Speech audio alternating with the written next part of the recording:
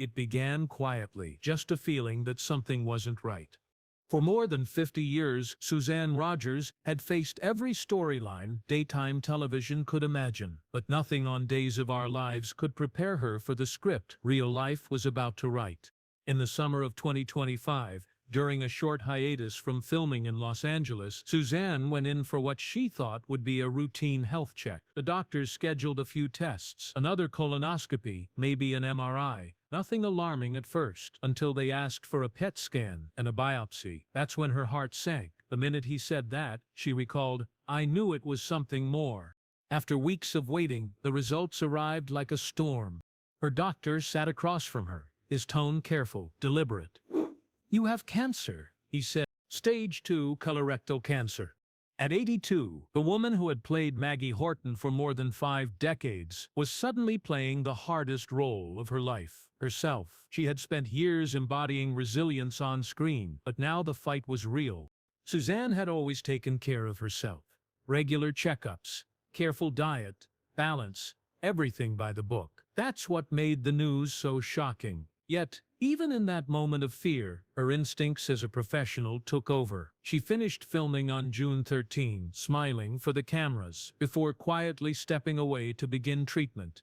The regimen was brutal. Radiation and chemotherapy, 5 days a week, for 6 long weeks. The exhaustion built slowly, like fog creeping into every corner of her life. But in an odd twist of grace, the show's hiatus gave her privacy. No tabloids, no whispers. Just quiet days to fight, recover and breathe.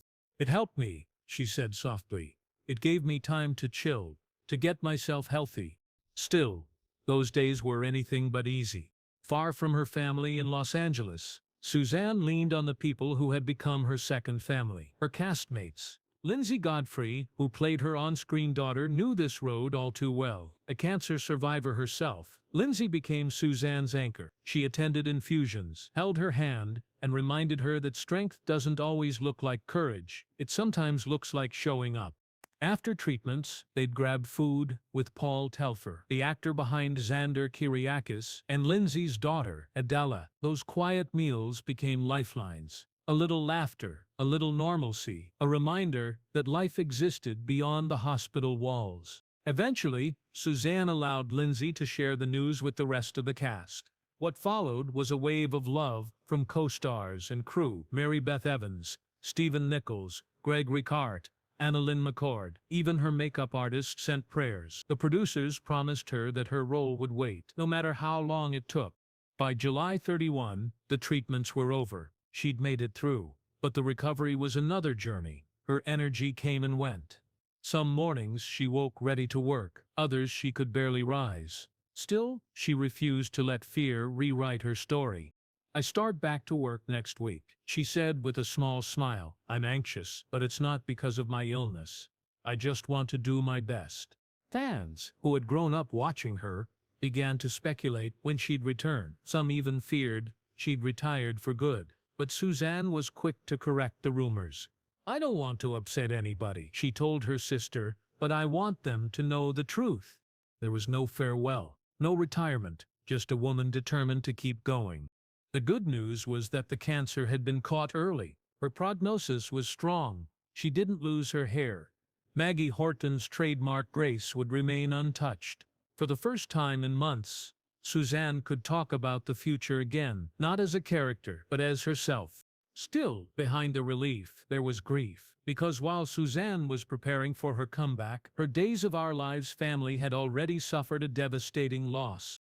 On January 16, 2025, actor Francisco San Martin, beloved by fans as Dario Hernandez, was found dead in his Los Angeles home at just 39 years old. The coroner ruled his death a likely suicide. His passing hit the cast like a wave that no one saw coming. Francisco had once lit up the screen alongside Camila Banus, who played his on-screen sister Gabby Hernandez. Off-screen, he was known for his warmth, his humor, his ability to make anyone feel seen. Camila's tribute was raw. "Pepe, I love you. Rest in peace, my friend. I wish I had told you more." The loss echoed through the Days community, a reminder that behind the glamour of daytime TV are real people carrying real pain. Suzanne's battle and Francisco's passing became parallel stories of strength and fragility, one choosing to fight for life, the other gone too soon. As Suzanne prepared to return to the set, she carried both grief and gratitude. The halls of the studio had always been filled with laughter and long hours, but now, every line, every scene, felt sacred. She wasn't just playing a character who endured heartbreak and miracles, she was living it.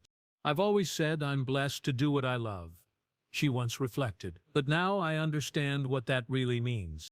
When she steps back into Maggie Horton's shoes in 2026, it won't just be a return, it will be a resurrection, a quiet testament to the woman who fought off cancer in the shadows, then walked back into the light without fanfare, just grace.